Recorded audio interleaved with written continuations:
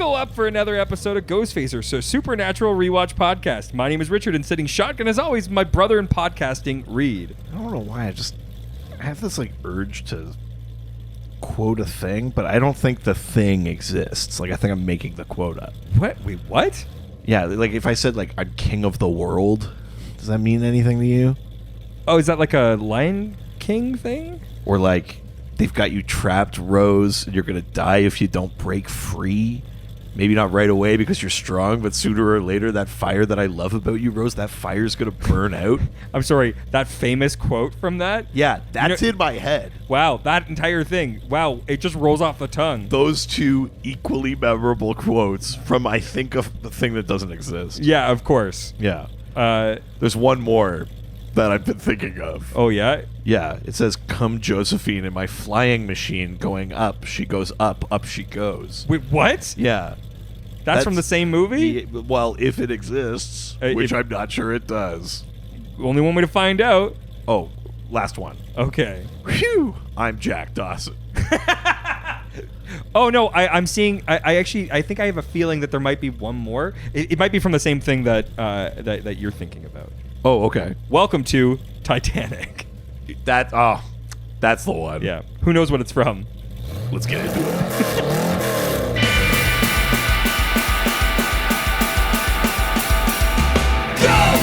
Ghostfacers! We face a ghost, remembers we're not, we're ghosts! Ghostfacers! Stay in the kitchen when the kitchen gets hot! Ghostfacers! We face a nightmare, we face a dread! Ghostfacers! We face a faceless, we face a dead! Welcome to Ghostfacers. Today we're discussing Season 6, Episode number 17. Yeah. My Heart Will Go On. Near, far, wherever you are.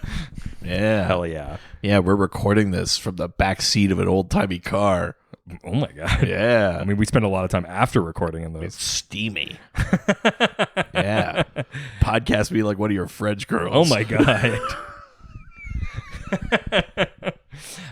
We've got a review. Woo. From Cliff on Facebook. Cool. Who says, "Fun podcast, but Dean Thirst is too much even for these two momos."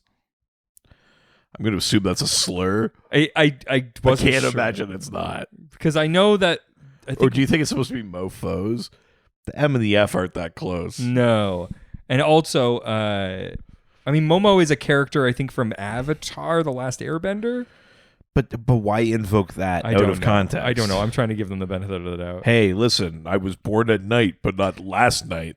Hey, that's great. We can all just say things for no God. reason. You can't keep litigating this. Everyone knows you're wrong. I don't know. I feel like I'm right. Well, I mean, there you go. Yeah, exactly. This episode aired April. Thank you for the review, but also just for that, I'm going to talk about cock this episode. Dean's cock. This episode aired April 15th, 2011. It's a big jump. The Ides of April. Yes, we jumped very quickly from March. We were March 11th, I think, the last episode. Right.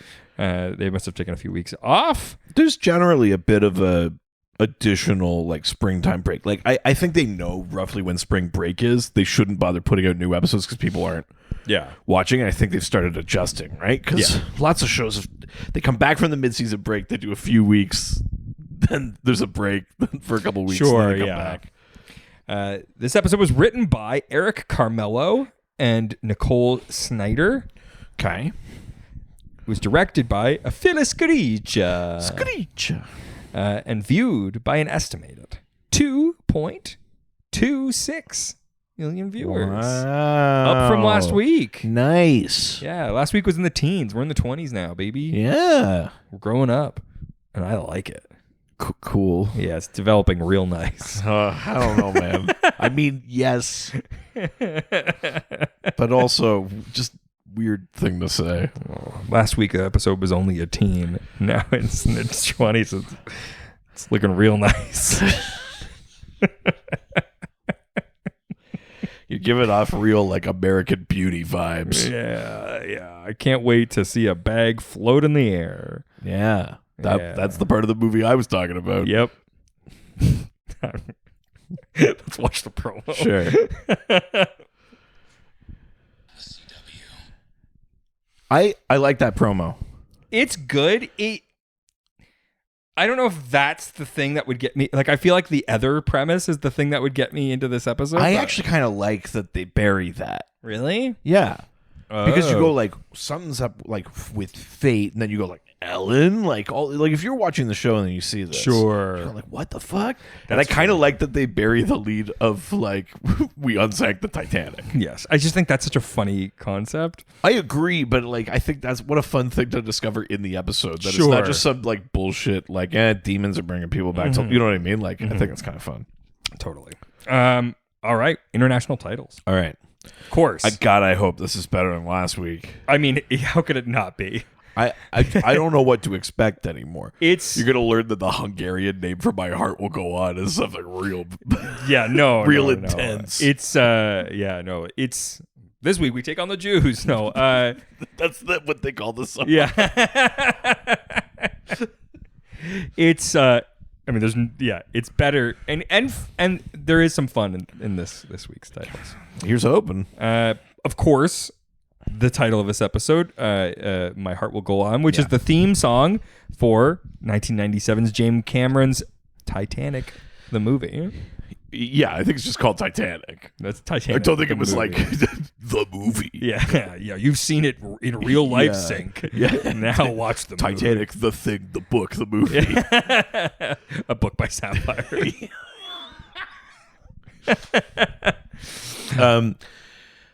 Here's I just want to take a quick tangent here. When that movie came out, Yes. that's 1997, I think. Sure is. We are in like grade 4 or 5. That's right. It was a big deal. It was a huge deal, Yeah. but did you suffer from the sort of like the toxic masculinity like kid thing where you had to be like, this is a stupid movie, blah, blah, blah.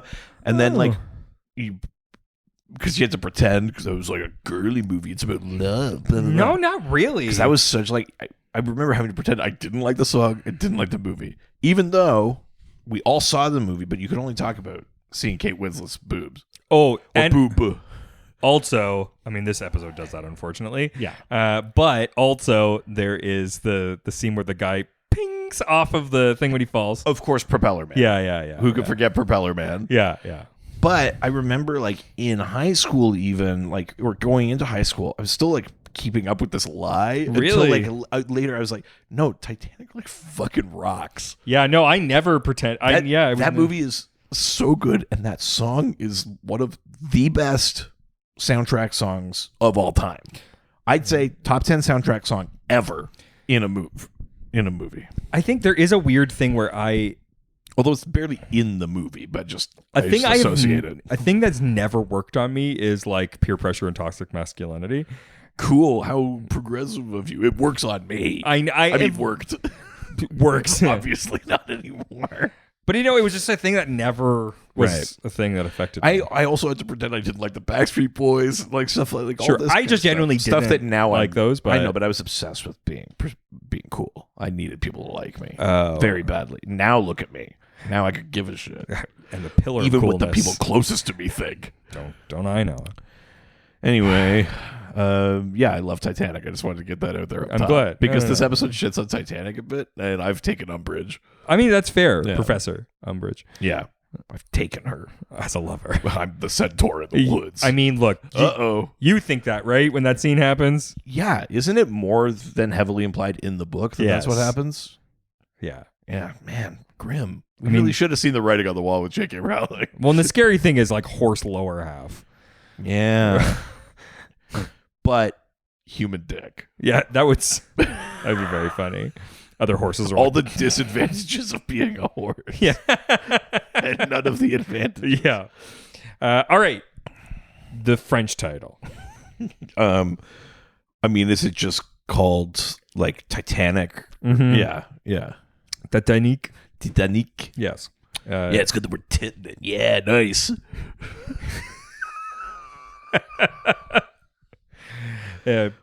paint me like one of your us girls. That'd be amazing if that was how dubbing worked. Paint me like one of your us girls. That's such a good joke. Oh, that's such a good joke. Oh, fuck. All right, next is the Hungarian title. Is this the last one or just... No, there's one more. Oh, interesting. So Hungary doesn't go the hardest for this. Is this one called like change your fate or change your destiny or like something like that? No. Or like destined to die or something like that? This title sort of is playing on a different movie. Oh. It would The Guns of Navarone. And a movie that would make more sense for next week's episode. I can't remember what next week's episode is. Oh. Hang on, give me a sec here. See if the title of it will jog my memory. I believe next week's is Frontierland. Oh. So then it's called... Hang on. Frontierland is the cowboy episode. And the Hungarian title is something cowboy related? So like the good, the bad, and the destiny. No. All right, do you want me to tell you? It's really weird. The Magnificent 12,000 or whatever. The Hungarian 50,000. title is Back in the Future. I mean, that's not even... I know, it's nothing to do with this. That's not it at all. Back in the future? Yeah. We've returned to the future? Yeah. I mean, I guess one person does. Sort of. Kind of. I don't know, Hungary. I mean, step up from last week, so I shouldn't look at Gift Centaur in the mouth. Okay. Who? Germany. This feels like a French title. They deserve to die. Yo, That was French. The German title is... That feels like the French... Like it should be a French title. Fate, she is a fickle woman. Imagine a French title for the Titanic. Oh, I truly don't know what to do with this. Okay. What's the German title? The German title is A Deep Ocean Full of Secrets. Wow. You must love that title. I know. A deep ocean full of secrets. What the fuck? It was not actually the iceberg. It was our Unterseeboten. We were on the routine maneuvers and we saw the Titanic when the opportunity presented itself to test our Unterseeboten. So fucking funny. Jesus, that's good lord. I was That's so much less literal than Germany often is. Right? Yeah. I didn't know what to do with it. I was like, it's like, I wonder, maybe that's what they called Titanic in Germany. I mean, the writing was on the wall then at that point. All right. So, featured music for this week. None. Yeah, no. There's a pretty key song that's in this. Yeah. Near, far, wherever you are. Yeah. It's the goddamn My Heart Will Go On. So good. What a fucking good song. Is that one of the ones that was written by Meatloaf's? No, dude? I don't think that's a Steinman jam. No? Oh, okay. Although that would be amazing if it was, but right? Do you know what? Let's go to the internet. I'm doing Find this. out. Okay. My Heart Will Go On, writer.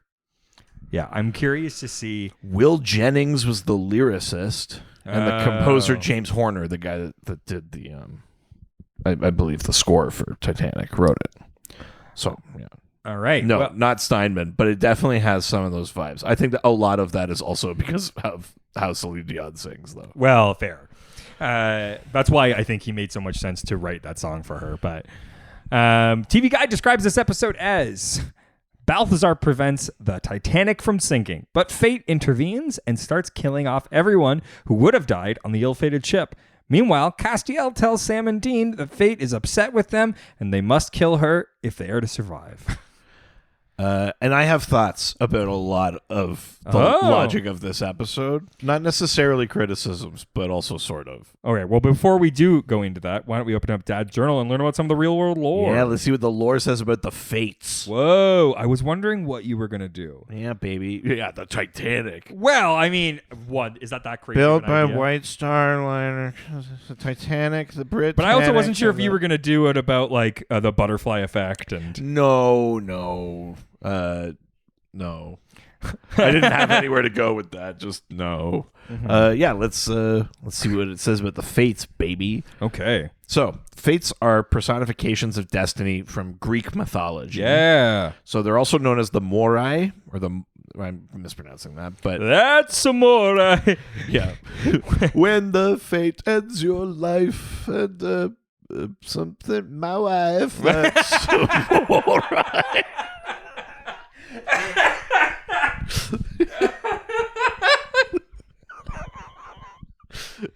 When the fate ends your life, when you fall on a knife, that's a morai. Damn it! Yeah, that was it. Yeah. It's my something, my wife. That's so good. I have like an improv game style comedy competition next weekend. I'm so gonna fail. All right, so I mean, you throw some fucking my wife heat, and you'll do great. My wife. So the Moirai, that is in Greek. It essentially means like the apportioners or the ones that hand out portions, like they're doling out your share of life, like 1/4 portion. Yes, 1/4 portion. Yeah, Unkar Plut is one of the fates. So there's three fates. They're depicted as sisters who collectively govern the fate of all mortals. Okay. So there's Clotho, who is described as the spinner. Obviously has a similar like. Jesus Christ. She's pretty petite. No. She's No, Clotho obviously has like etymological roots as like clothes, right? She's the one that spins the thread of life. So with a name like that, I thought she was like a Star Trek merchant. Yeah. Or like a hobbit. Yes. Yeah. So the thread spun by Clotho comprises all the choices and actions of the future. They're woven together into like a thread that's meant to be like a complete soul. And she would do this from like conception, basically. Like in a lot of ancient Greek references to pregnancy, Clotho is also invoked. So like before birth. So I guess that makes Clotho anti-abortion. So pretty fucked up. Yeah, one of the fate sisters. Yeah, bad politics. Second one is again I'm going to mispronounce, but Lachesis. She's the apportioner. She's Unkar Plut, who measures out the thread. So she would take the entirety of the thread and then apportion each soul's share of life. So she's measuring what is to be each person's strand. Sure. And then the third fate is Atropos. Known as the unturning or the inflexible. She's the one who cuts the thread. So when a soul reaches the end of its apportioned living time, Atropos is the one to wield the death blow. She chooses how you die, when you die. She would decide if you died well or poorly, with dignity or shame, all those sort of things. Essentially, the three sisters represent birth, life, and death, respectively. Sure. So, though there are different representations, in general, the fates were depicted increasing in age, with Clotho being the youngest. I mean, she is the spinner after all. And Atropos being the eldest, the inflexible, of course. No, not good. Not doing it. So close. You just got one more left. Of course, that's just in their appearance. They're all the same age. They're sisters. They're the fates, right? Nice. So where they come from is subject to debate. So Plato claimed that they were literally the daughters of necessity, so the goddess Ananke, and in that case, their father would have been Kronos, the Titan and the father of the Olympians. Okay. However, Hesiod claimed that they were the daughters of Night, the goddess Nyx, with Uranos as the father. Uranos is like a generation before Kronos. Sure. Like Uranos and Gaia, like primordial essences. And that, I kind of like that idea that it's like they have a more kind of ancient sort of origin. And then there's yet another version that makes them the daughters of Themis, the goddess of justice and order, and Zeus is their father. Whoa. So, just depends. I think it would sort of alter how you viewed fate if you viewed them as capricious or just kind of like uncaring or malicious or things like that, right? Like I think if they're the daughters of Night, there's a sort of implication of like malice. But if they're just the daughters of necessity, they're just like, we're just doing our job. Yeah. You know? Daughters of the Night Man. Oh. Their domain over fate was so powerful and complete that even Zeus could not countermand them. The fates are present in roughly their Greek interpretation in a variety of cultural works. They're in paintings, they're in art, they're in sculpture, they're in plays, they're in Macbeth. They literally show up in Macbeth. Oh, wow. The weird sisters are the fates. Oh, yeah. So they're like literally in that place. And they're all over the place. There are a few places in Greece where there are confirmed temples to the fates. Sure. As opposed to other gods. There's actual worship of the fates themselves. But Is Minority Report 3 siblings? Sorry? Minority Report? Yeah, it is, actually. Yeah. The precogs. Okay, yeah, because that's kind of a similar Yeah, vibe. swimming in that milk pool. Yeah. Yeah. It's nice. Look cool. At any rate, that's the fates, baby. Wow, very cool. The long pause made it sound like you didn't mean that. Richard? Anyways, let's get to today's episode. Cool, man. Is that better? Not really. Oh. Anyways. Something, my wife. No, you got me back.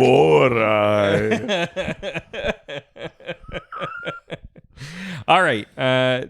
Before we start talking about the episode, sure.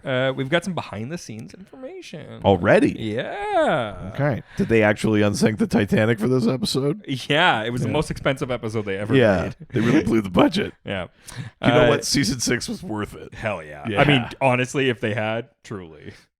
No, but this episode aired, I said, April 15th, which is the 99th anniversary of the sinking of the Titanic. Well, it was the 99th in that year. That's what I mean. Yeah.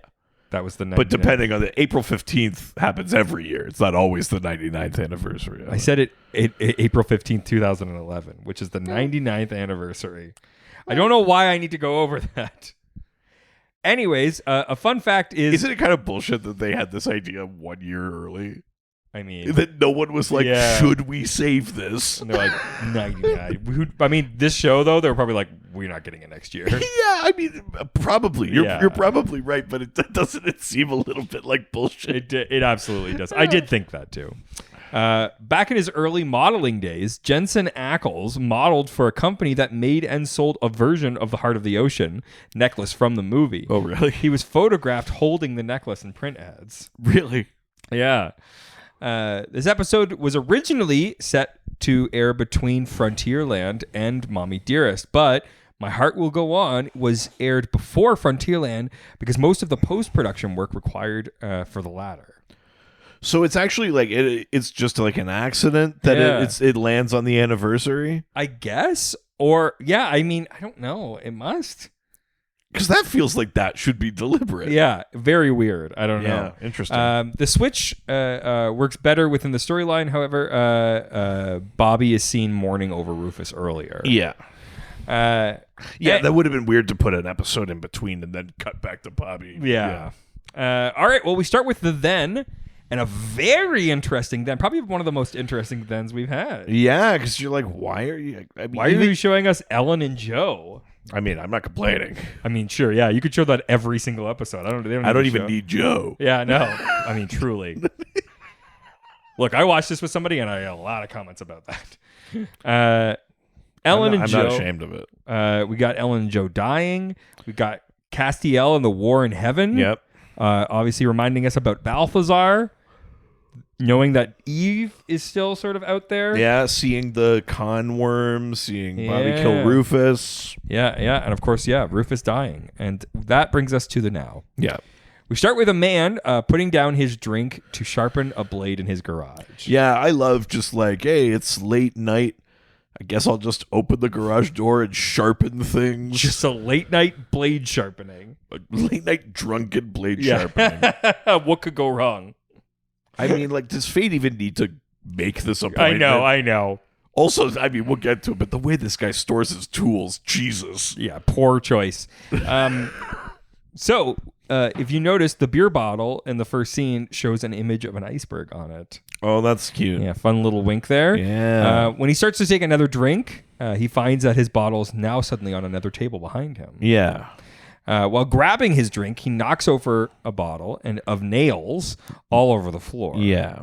To clean up the mess, he takes a brush, which... But also like a skateboard. Well, yeah. He takes a brush which frees a skateboard. Yeah. He then trips on the skateboard and almost drills sharp spikes through his eyes. Yeah, he does like a whoa, whoa. And he keeps a pair of fucking shears. Sticking blades blade up out. open. Yeah. Insane. This guy, listen, not controversial take. This guy deserved it. It's true. It was going to happen one way or another. I am Atropos. I am Kronos. But he recovers at the last moment. While righting himself, he knocks over a basket of balls. Yeah, I mean, it is. Here's the thing I like. This is a hilarious Rube Goldberg machine. It reminds me very much of tripping and slipping. The Lucky Rabbit's Foot. Yeah, totally. It makes me think of that episode. And he like slips it. Well, we also saw when he opens the garage door at the beginning, he has to like wedge a beam under it to hold it up. Which is like, I don't know, that's kind of your own fault, I think, at that point. Yes. He then trips over the balls, which starts a chain reaction that ends up with the garage door falling and decapitating him, which I'm like, that's a hardcore garage door. Like, oh, yeah. Like, my garage door couldn't do that. Hey, when we install this thing, do you want, like, the blade on the bottom? He's like, yeah, you know what? If it doesn't cost extra, you're like, actually, we usually, it costs more to remove it. Yeah, if anything, yeah. This is really... They come right off the line like this with the blade. Yeah, we used to have one that was a serrated edge, but... Yeah, for bread. Yeah. You know, I love my garage toast. What's the greatest thing since sliced bread? Garage sliced bread. Yeah. So yeah, this guy gets fully decapitated. No, I actually don't think he gets fully decapitated. Oh, you think that it's like a nearly headless Nick? I think if you look at it, it only goes like 3/4 of the way through. I think it's worse than being decapitated. Jesus. Yeah. Do you think that would be a good way to die? No. I mean, it's fast. I guess that part of it. Well, that's what I mean. Also, what a story. Yeah, I suppose. Like, that gets on the news. Yeah, and that's what you want.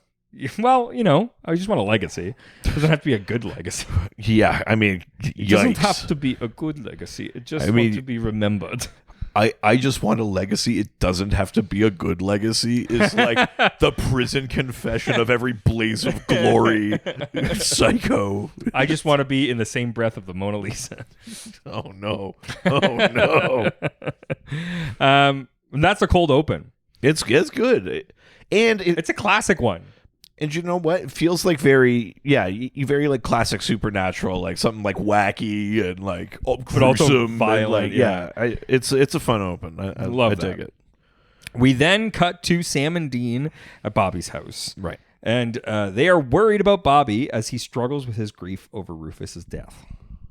Yeah, I mean they're worried about him, but they're just standing there like two fucking Dorcases. They're so emotionally stunted. Jesus. Even at this point, Bobby's just sitting there and they're like, should you talk to him? You talk to him. Feelings. Ugh. But this is also the first hint that something is definitely different. Because in this moment, they play rock, paper, scissors to decide who will talk to Bobby. But up till now in the series, Sam has always won because Dean always picks scissors.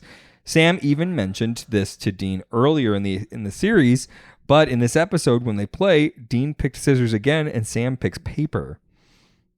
So Sam has to talk to Bobby. I didn't pick up on that at all, but I did clock that it was like too much of a beat. It's like, you just play rock, paper, scissors. Why are we like looking at Sam going like, huh? Like, yeah, the rock, paper, scissors thing is the thing. That's fun. I didn't pick up on that. Yeah. I like that. Sam has found a series of unusual deaths among related people in Pennsylvania. Yeah, they're like, maybe if we get Bobby to work at Case Hill, forget he killed his best friend. And his like family member. Yeah. But Bobby isn't interested and tells them to leave him alone. The newspaper article that Sam shows Dean in Bobby's kitchen is titled "3 Chester, Pennsylvania Family Dies Within the Same Week," and shows a byline credited Robert Leader. Robert Leader was an assistant art director on Supernatural from 2005 to 2015. Oh, that's fun. So yeah, at any rate, Bobby kind of like rebuffs them and he's like, "Get the hell out of here." Grabs another drink. And he's like, "Yeah, get out of my house." Blah blah blah. So they leave. And they go to get in the car. And they get inside of Dean's Mustang. With the worst color racing stripes. I mean, it is bad. They're like tan. Orange or yeah. It's a 1967 Fastback. If you don't remember all the way back to the very first episode of this podcast, the original car that Eric Kripke had written for them was a 1967 Fastback. Crazy. So it's fun that we've seen it in one other context too. What was the other context where we saw a Mustang as like a nod? In an episode we've seen already. It might have been the one where Sam is like in the where Dean goes to like see Sam happy and he's with the genie. Oh yes, it's that. You're right. Yeah. It's probably the Gin one. Yeah. Also, the number plate of the car that they get into is the original license plate for the Impala. I did clock that. KAZ2Y5. Zed. It's America. We aren't. Anyways, I like Z more. Also, Jesus, America, get your shit together. I mean, I know this isn't the biggest problem you've got right now, but like... yeah, no, it goes this... Can we talk about Zed? I like Z better, to be honest. Yeah, but you were also like pro cops during all of the stuff during COVID. Look, oh my god! Last night I watched that new movie You People. Oh, I don't know. Oh, it's with Jonah Hill. Oh, I've seen clips of this. Yes, yeah. It's so good. Oh, I do want to see that. But I love that Duchovny's the dad in it. Yeah. So I've seen a couple of clips of that. It does look good. Very good. Ellen gets home after the boys leave. Well, yeah, sorry, as they're leaving, they say something to the effect of like she's coming back. She said she was coming back or whatever. Yeah. Exactly. And you go like, "Oh, okay." And then Ellen. I mean, she looks better. Yeah. Like I think her hair's darker. Oh. In this episode. That might be it. I think her hair's a bit darker. What a goddamn smoke show. But yeah, I mean, good Lord. Like, yeah, she's amazing. Just, Bobby's undeserving. Totally. I don't really see what she's getting out of this. Yeah. But she shows up with like a big grocery thing. And she's been hunting with Joe for about a week. Yeah. There's this kind of string of crazy, weird murders. A small thing that I don't know if you picked up, but a dog can be heard barking at Bobby's house. Okay. Is this like an accident? Like someone on set had a dog? No, this implies that in this timeline, Meg never killed his dogs Rumsfeld in Devil's Trap. Jesus. I know. This is what I like about Supernatural. This is what I mean, right? Isn't that crazy? It'd be so much fun. To just be the person. I mean, this is holding all the knowledge on a yeah. They're gonna do like a TNG reboot, and it's just gonna be. I'm gonna lose my shit for Picard season 3. It's gonna be all shit like that. Yeah. Kind of sad that you can't work on it. I mean, it's already done, but I get to watch it. But still, I mean, sometimes you're into that too. Yeah, I just get to sit in a corner and watch Picard. Yeah, only with TV. But Ellen commiserates with Bobby over Rufus's death and fussing about his drinking. I do love that that's how... She takes a single leak out of the grocery bag. I do like the way that when she arrives, it's because like she's like a gun in front of Bobby because he's going for a drink, and she's like, "Have you been drinking this whole time?" Yeah. Love that. God, dream woman. I mean, I've got some pretty complicated feelings. Mommy, sorry. Yeah, no, I get it. Bobby begrudgingly accepts her care, and Ellen teases that it's why he married her. Oh yeah, this is the other thing.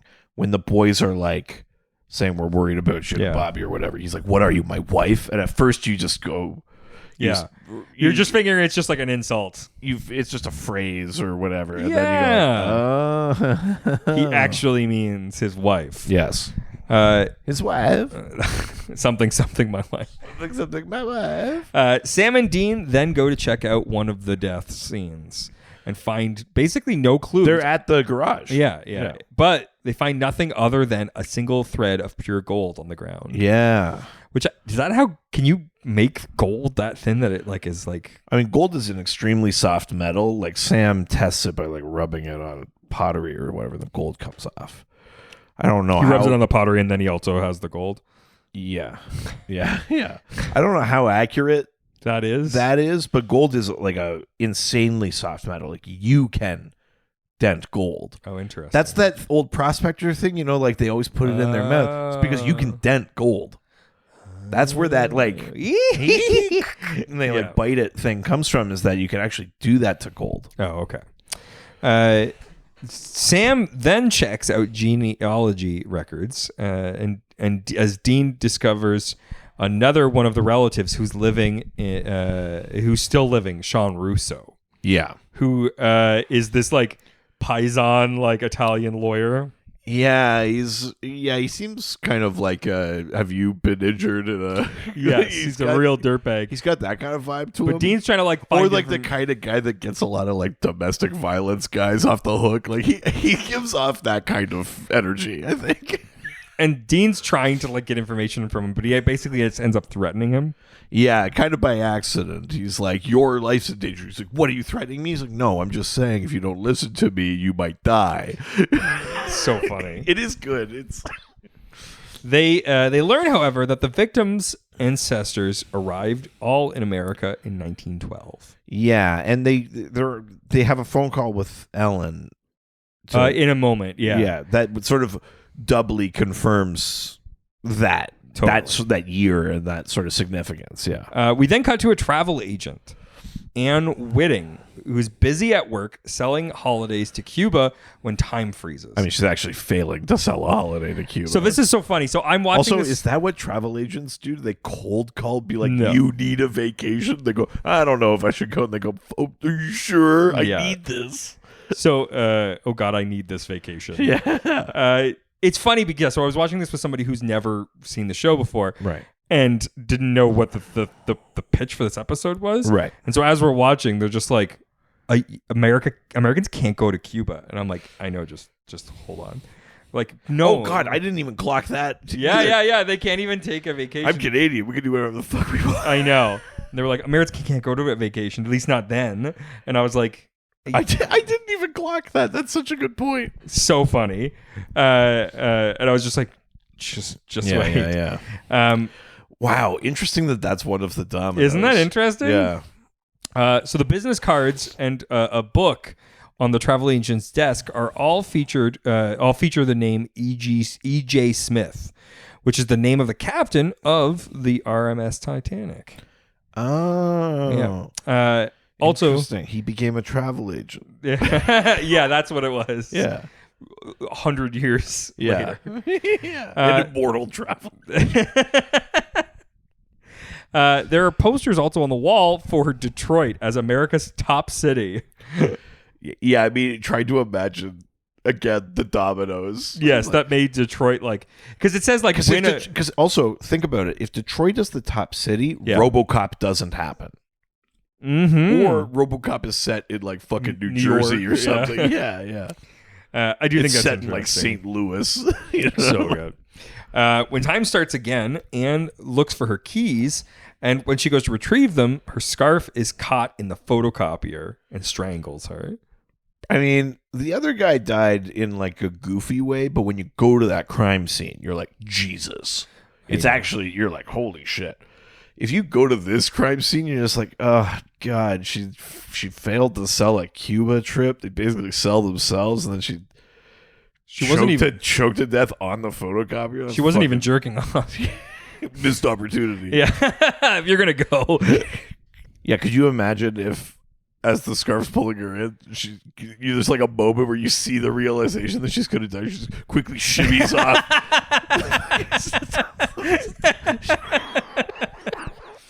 I mean, if you're going to go, go all the way. Pretty funny.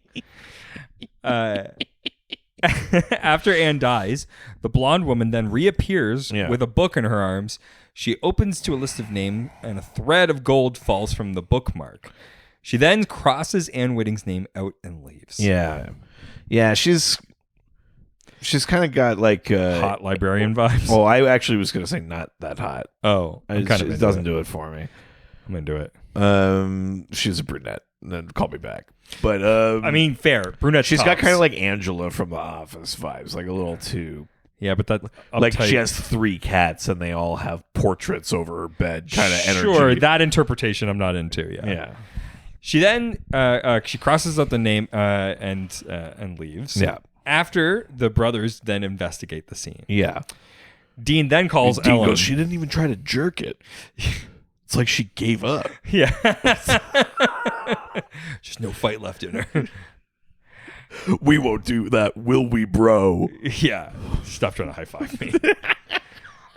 Dean calls Ellen then, who reports that there have been 75 similar deaths nationwide. Yeah. And all of them were jerking off. Yeah, because they weren't fucking losers. The guy with the garage door, he sees the garage door, he's like, quickly fucking...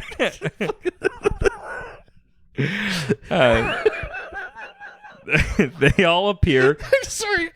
I just was thinking of the crazy Rube Goldberg machine, and I thought of the Rick and Morty episode where Jerry gets the fortune that he's going to fuck his mom.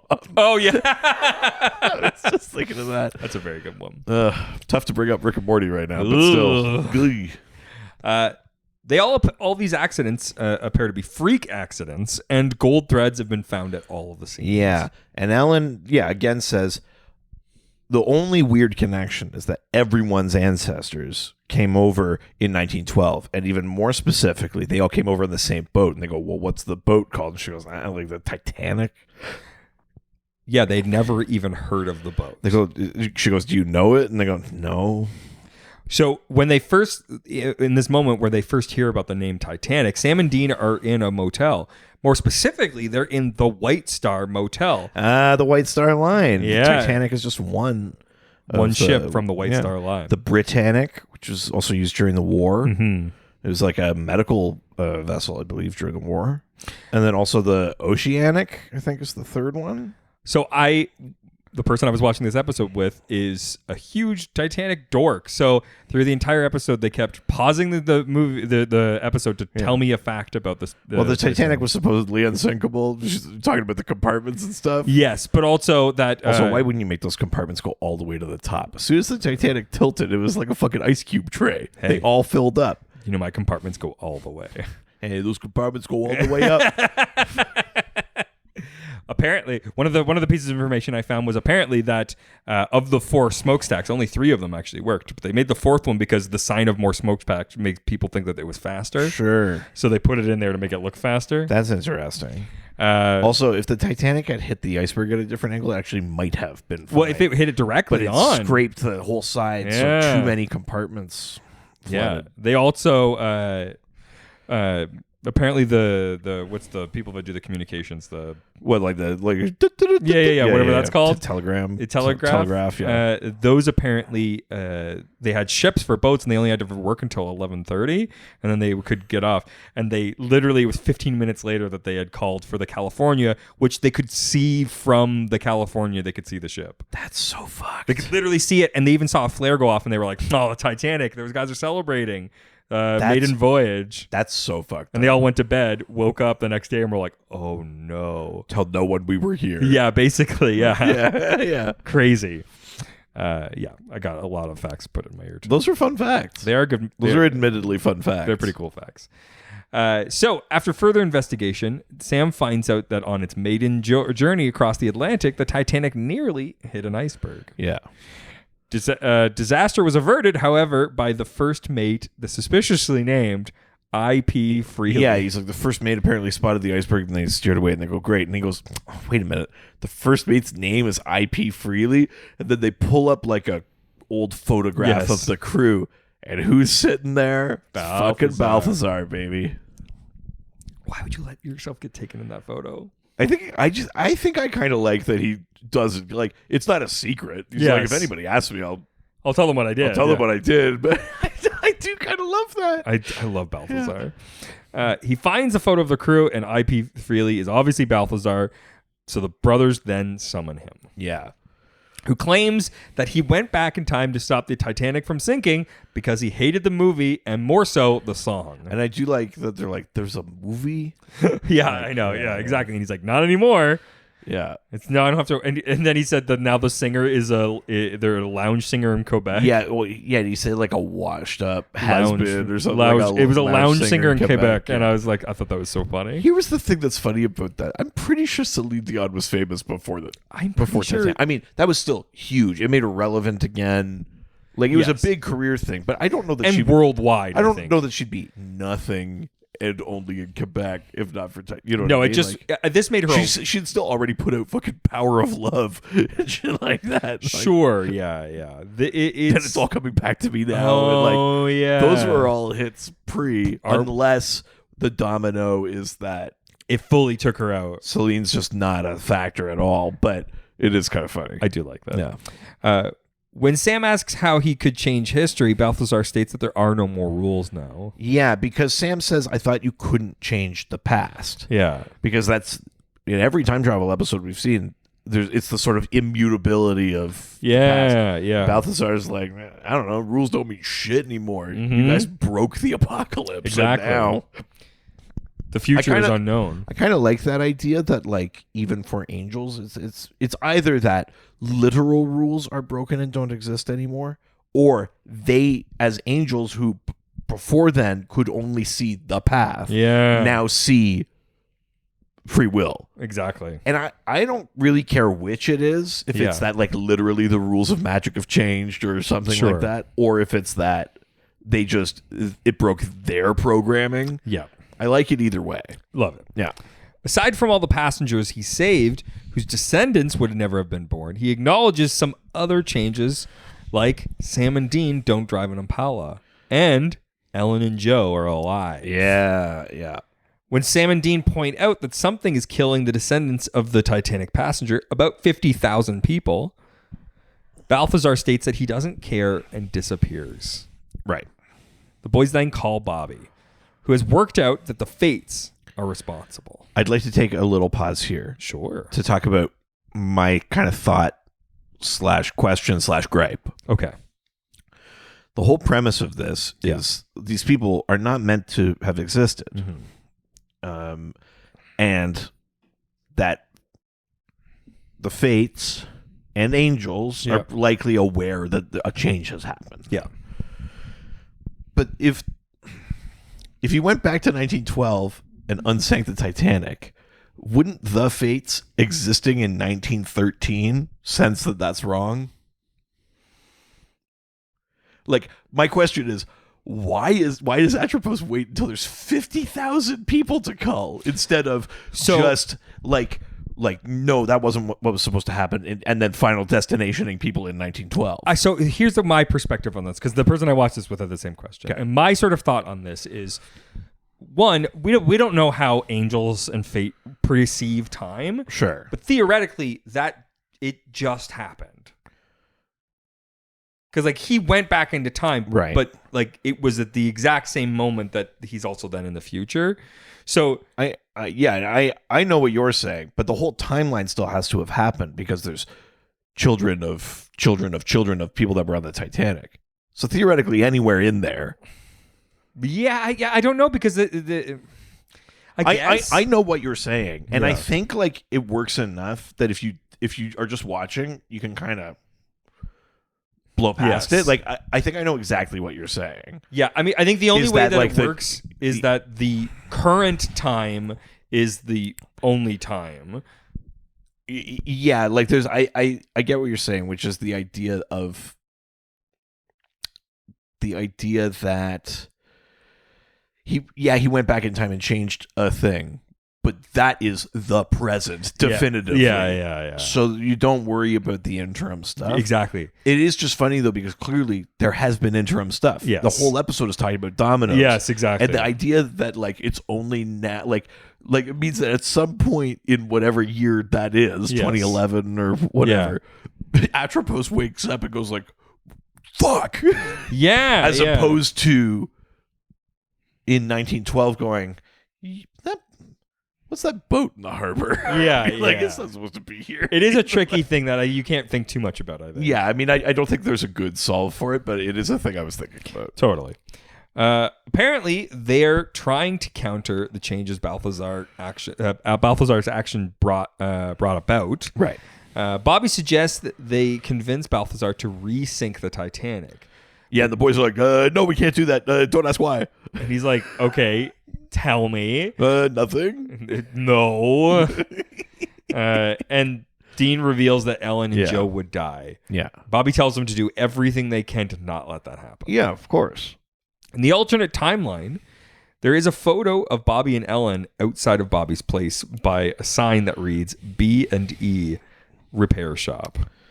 It's Bobby and Ellen instead of the usual Singer audio. I also like that it's B&E. Like breaking it. Yeah. Which we then see when the boys return in the original timeline. Yeah, I mean, that's the saddest photo. You know, why even take the... Like, when the timeline gets reset, you go, why would you take a photo by yourself outside fucking junk I know. for a business you do not advertise? I know. So funny. It's the saddest photo in the world. The next day, Sam and Dean try to speak to Sean Russo. Yeah. So they're like, oh, I do know one guy, because they're like 50,000 people. Who do we even start with? And they're like, well, I know one guy that's alive. Yeah, and in town. And since this is clearly where fate has set up shop for a bit. And so they start trying to chase this guy who, like, he almost gets hit by a car. Yeah, and it's one of those, like, the truck driver's having his coffee, he spills it, and he's like, oops, better hit the gas. And doing that sort of thing. He doesn't get hit by that car because the boys save him, and he's like, you fucking creep, whatever, blah, blah, blah, blah. Yeah. And he, like, walks into the road, gets hit by a different car. So brutally. And I forgot. It's a real, like, Mean Girls moment. It's very great. funny. Oh, I it's do love so it. good. Yeah. In this scene, if you look at, there's a bus number. So you know where buses typically have the number, which is like in the back window on the top, on the bottom right-hand corner. It's the number reads 666. Oh, cute. Which is fun. Sam notices a woman watching from a nearby building, and somehow just deciding that she could be fate, not just like a person who watched a car accident and was like walks away. They're like, no, she's got to be. It is a little cavalier, but I think it's just that everyone else is watching the car accident, and this woman and Sam lock eyes, and then she kind of, you know. I mean, yeah, look at Sam. I mean, yeah. Someone's like, Sam, baby. I'm just glad that with all these timeline changes, we still have those cum gutters. Thank God. You still stop the apocalypse. Yeah. You still got those fucking gutters. I mean, they're actually now called splooge trenches. Yeah, they pronounce it Parmesan. So they're standing then in a dark kitchen when she, it's like, because basically that's where the building is. Yeah, it's like a restaurant opening soon sort of thing. So it's or like, just closed down or something. Yeah. I think it says opening soon on the like outside.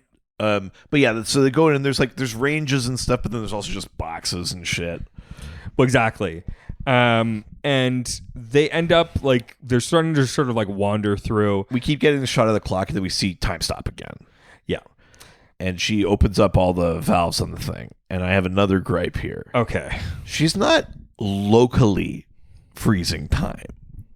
It's not like people out on the street are still walking around. No. She's freezing all the time. So then what's coming out of the fucking vents?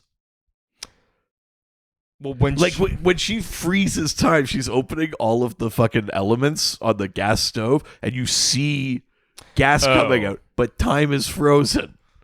Yes. Nothing should be like. She should just be opening them, and then when time starts up again, they start doing the thing. You're not wrong. I know.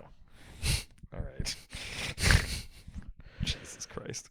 Because you know what I mean? Like yes. There's no version of this where we set it up where she freezes time from the real estate agent, and then when time comes back, she notices that like her watch is different from like the computer clock, or like there's no version of that. No.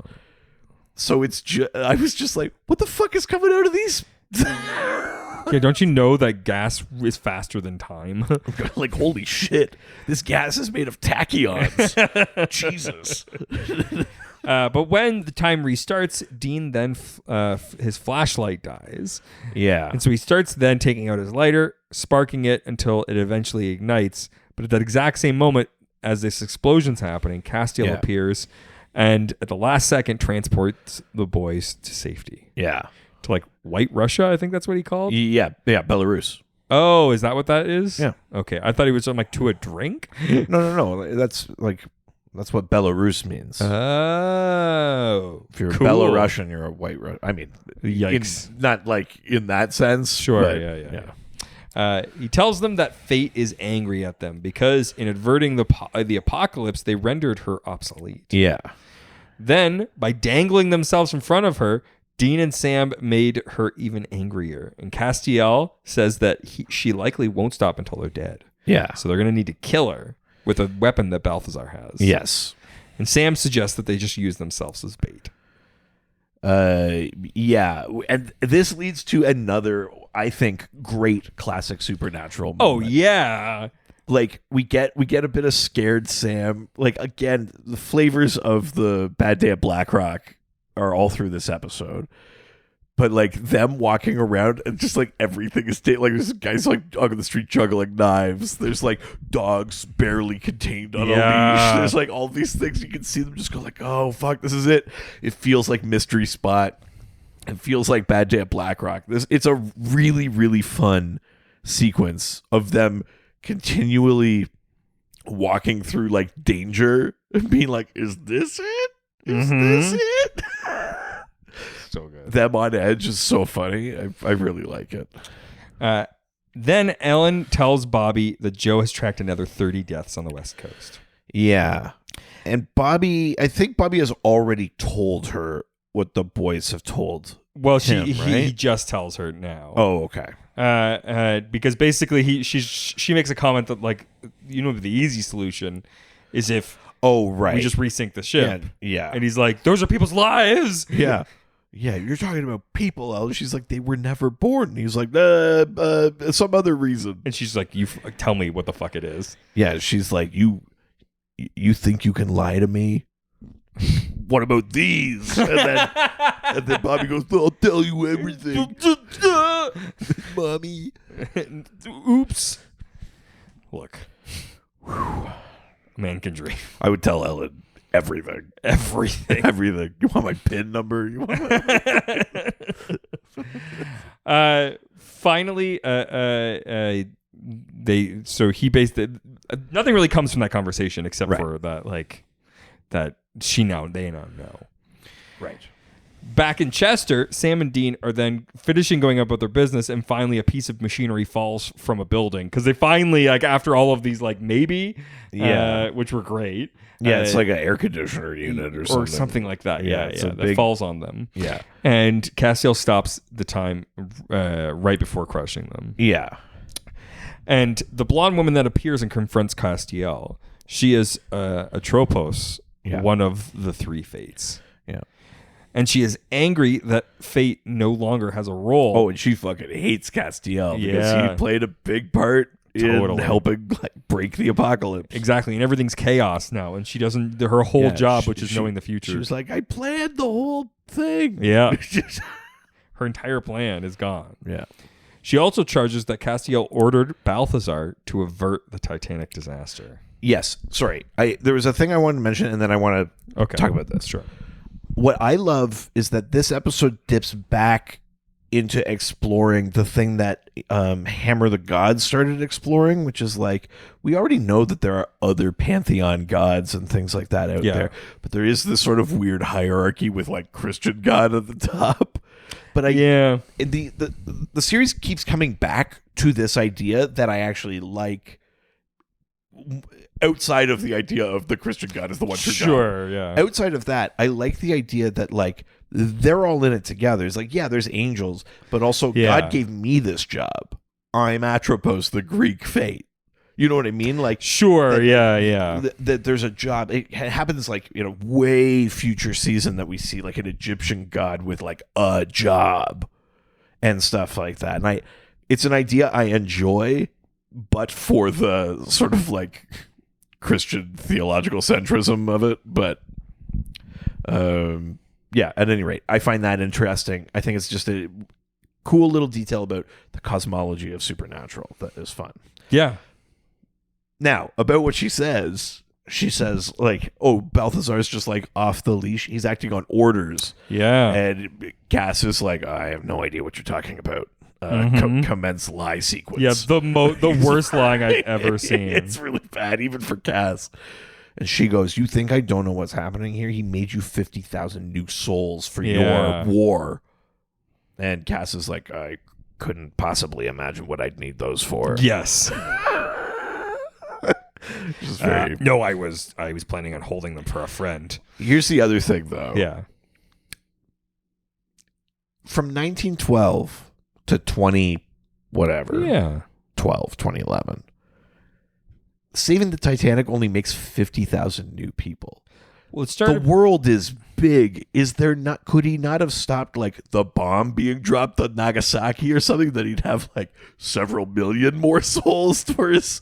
You know what I mean? Like, doesn't it feel like if Cass is desperate enough to fuck with time to win his war, shouldn't he fuck with it more? I mean, unless maybe like I think my problem is the episode just stops shy of establishing that maybe there's only so much you could fuck it up still. Yeah. Without the whole thing going haywire. I'm totally content with that as like a rationale, but I did have a moment where it's like, and he only got 50,000 out of it? It seems like a big upheaval for not that much in the scale of like, there's 8 billion people in the world. You got 50,000 more souls. It's like, what the fuck is this? Yeah, you're not wrong. When you're talking about 4 billion people on Earth, it's hard. It seems funny to me. Yeah, you're not wrong. Yeah. You're like, I don't know, Cass, maybe stop the Holocaust. I mean, Jesus. I mean, stopping the Holocaust, I don't know if that... I mean, I guess, yeah. Are you about to say it doesn't count because they'd be Jewish souls? Like, I just mean, like, I don't mean in, like, a racist way, but I mean, like, in terms of, like, the belief piece of it. No, like, I know how you meant it. Like... But that's like a half Christian soul, right? So Jesus Christ! Like, I don't know that I want to start getting into the quantum of soul that they are. A quantum of soulless. Yeah, I went back in time and stopped the writer's strike because I could not stand Quantum of Solace. A clear victim of the WGA strike. But she does say that if Castiel doesn't sink the ship, she's going to kill Sam and Dean. Yeah. She's like, I'll kill your little pets. Exactly. And changing the future is one thing. I wouldn't really call them pets. I don't think you harbor romantic feelings for pets. Though I wouldn't mind putting a collar on Dean. I mean, pet as a verb. I'm listening. Heavy pet. Why does the pizza man not have it? Changing the future is one thing, but changing the past is the last straw. Yeah, which is funny because, like, if you really think about it, there's no difference. But yes. we do kind of colloquially have this understanding that, like, as long as we're in the present yes. or the past, as long as we're in the present, we could change the future. But the past, whew, yes, don't want to fuck with that. Castiel, in turn, threatens to kill her. Though intimidated, she reminds him that she has two very powerful sisters. Yeah, who will go after Sam and Dean if she dies. Quick question, though. Yeah. She's the one that lays the axe down. What are the other two sisters going to do? Yeah, I know. I was wondering about that. Make bunch of new babies. Yeah. Like, cool. Nice. Weighing his option, Castiel stops a creeping Balthazar from killing her, which I love. It's a good moment where he's like, Balthazar, stop. He's like, awkward. Yeah, because he's like literally like He's got like a fancy he's like dagger. in a creep mode, like about to stab. Like it's such a funny position that he's in. It's good. He's got like a fancy dagger. Yeah. And yeah, he's just like, all right, I'll just stand here then. She's annoyed by his attempt on her life, while the angels agree to sink the Titanic again. Yeah. And that is the end of that current timeline, because then we wake up and Sam and Dean are back in the Impala. Yeah, there's like a blinding white light, like the air conditioner or whatever falls. Yeah. And then Sam and Dean wake up. And they're back at Bobby's place with Celine Dion playing My Heart Will Go On the radio. Yeah. My Heart Will Go On the radio. And that's it for this episode of Ghostfacers. Here's a letter. They both think that they have had the same dream, but Castiel appears and says that was real and not a dream. Yeah. He wants them to remember. It was only just a dream. I used to read Word Up magazine. Insane Nelly reference. Why did I do that? And Biggie. Oh, yeah. He wants them to remember so they know who fate is. And so they know Castiel is fighting for freedom from destiny. Yeah. Then I do like a little reminder of the influence the boys have had on Cass. Cass has been so in and out this season, and he keeps talking about his war. The boys are like, we don't give a shit about that. My throat hurts. Help me. Yes. They like, and I do like this idea that like the stakes of what's happening in heaven is that Raphael is like, there is a plan and we do not deviate. And Cass is like, no, free will. It's so funny. As somebody who's watched the entire series, it's I forget how long Castiel was still very much like, not like buddy with them. I truly, even after I watched it the first time, when we were getting to it, I was like, Cass is in every episode. They fucking love him. And right? This season, I've been like, where the fuck is Cass? Why are they treating him so bad? Oh man, it's crazy. Is like truly, it's like not until like season 8, right? Yeah, and that's near the end of the series, ish, except for just barely over half. Yeah. Then when Dean asks, he tells him that Balthazar really did change the history because he didn't like the movie Titanic, revealing nothing about his possible war plans. Lie mode initiated. Yes. Great job. Inside, Bobby then lies asleep. Sam and Dean look at him sadly, knowing that what he's lost. Yeah. Dean covers him in a blanket and they let him Sam's sleep. like, should we wake up? And Dean's like, this is probably the happiest he's been all week. And Dean takes his book and puts it somewhere and covers it with a blanket. We see the saddest photo ever taken. Yep. Just Bobby in a fucking sign and just junk behind him. Yes. Is this good? Is this a spot for a photo? It's like, I guess. Awful. Brutal. That's the end of the episode. Which means it's time for the review. That's right. That's all it's ever been. That is it's time for the whoopsie Balthazar. No. Alternate history corner. Yeah, the one time. It's just only this episode. Yeah. No. What did you think about this episode? I like this episode. Yeah. I remember you mentioning it when it first came. Here's the thing. When I watched this episode, I was like, this is a good one. Yeah. Like, even when it was like, I watched all the way through it, it was done. I was like, this is a good one. It's got some fun, classic supernatural things. Yeah. Like the Rube Goldberg machine of it all. Great. Like the boys being like, yes. like around every corner So with good. their bait. And Like the that fucking shit. juggling fire. Oh, That so shit funny. I love. Balthazar creeping. Like, So good. the tone of the episode is really what I love. Yeah. There's a cool idea about fate and consequence and free will and all this stuff. Like, but in a way, it's also just like, remember, these are the overarching themes of the show. Totally.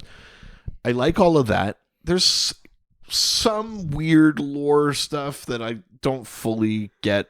It's loose. It's loose, but it's not like a deal breaker for me. No. I actually think the bigger problem for me is that Atropos sucks. I mean, I feel bad saying it that bluntly because everyone is trying hard on a show. Yes. But I don't know if it's just the take that this actor either came in with or was given, or she's so bland. Yeah. Like there's not enough to her. There needs to be more, if not menace. Like I do like the idea that she does seem to be like a sort of lesser god, but but I've got big sisters. Yeah. But I don't feel even the threat of that. I think she's really weak, and I think that hurts this episode. It's fun to see Ellen in that. I mean, but it's fun. I'm just having a fun time. Yeah, let's just say I was dying on a photocopier.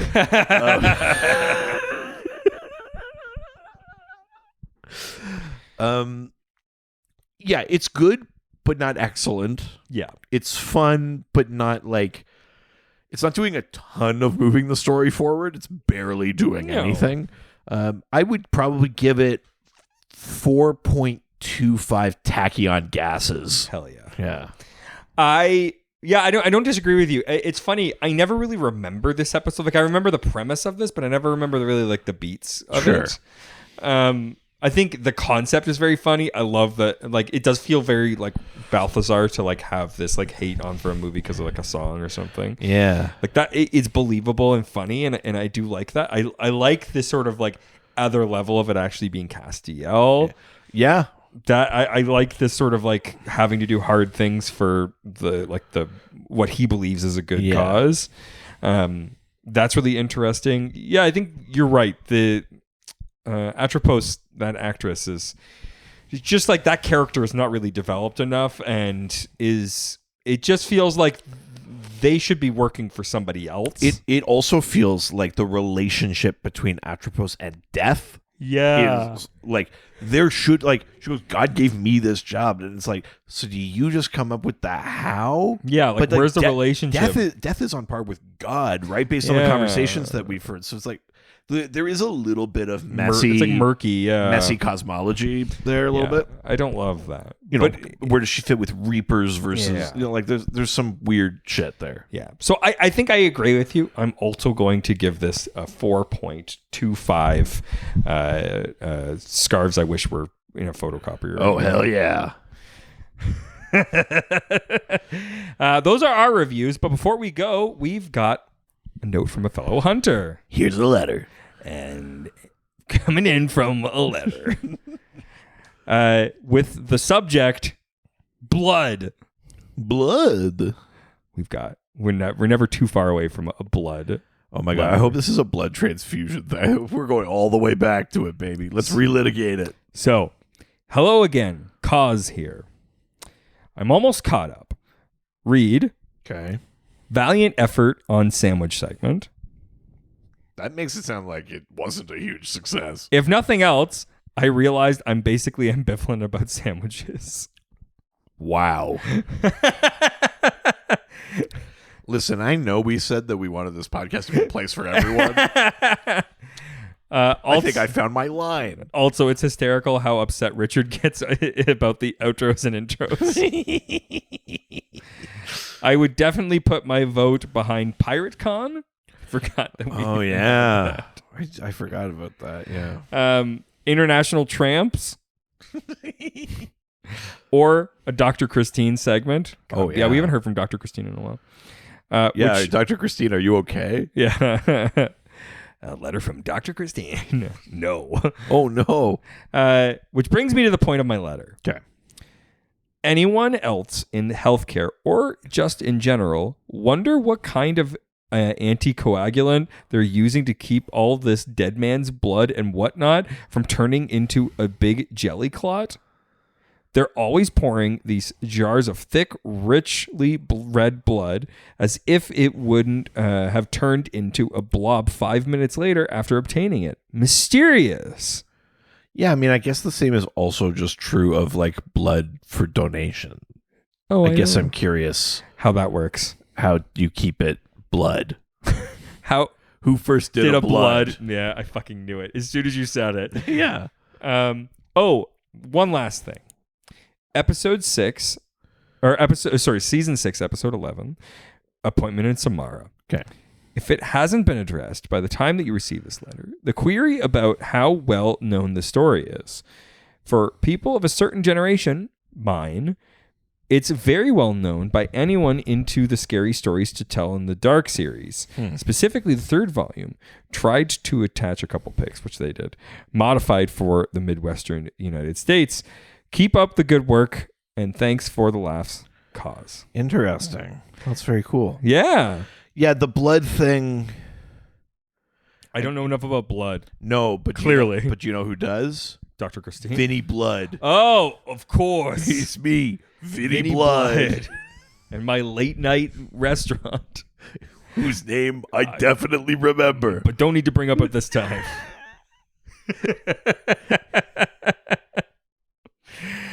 Fuck, what was it? I don't remember. Oh my God. It was a bit so good that it erased itself from my memory. Maybe, or someone went back in time and erased it for us. Oh, yeah. Yeah. There was never supposed to be a bomb dropped on Nagasaki.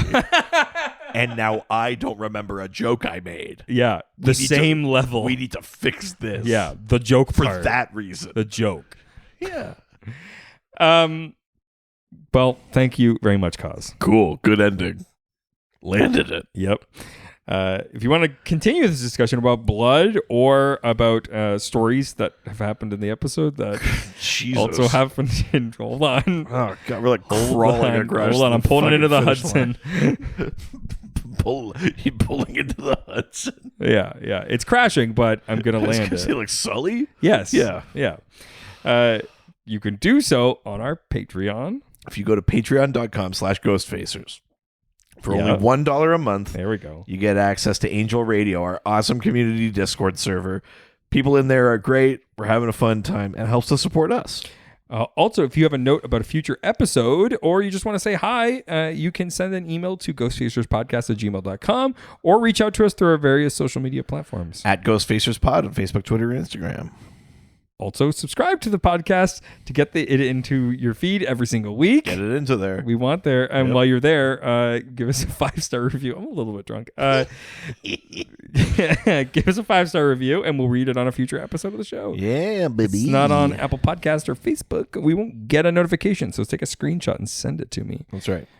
Also, we've got merch.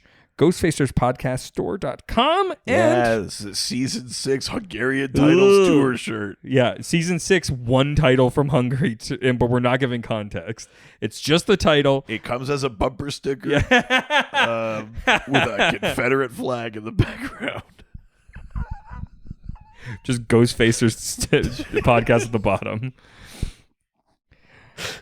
Also, we've got another podcast. We do, the Dr. DC podcast. That's half as popular as this one. I mean, you keep bringing it up, but I think it's got more heart. It's got a heart on, that's for sure. It sure does. A raging heart on. A raging heart on. Yeah. Dr. DC podcast, we talk about DC comics and superheroes. We answer listener questions. If you like the way that we talk about the lore of monsters and things over here, you might enjoy how we talk about that stuff over there. That is it for this week. Say goodbye, bitch. Jerk.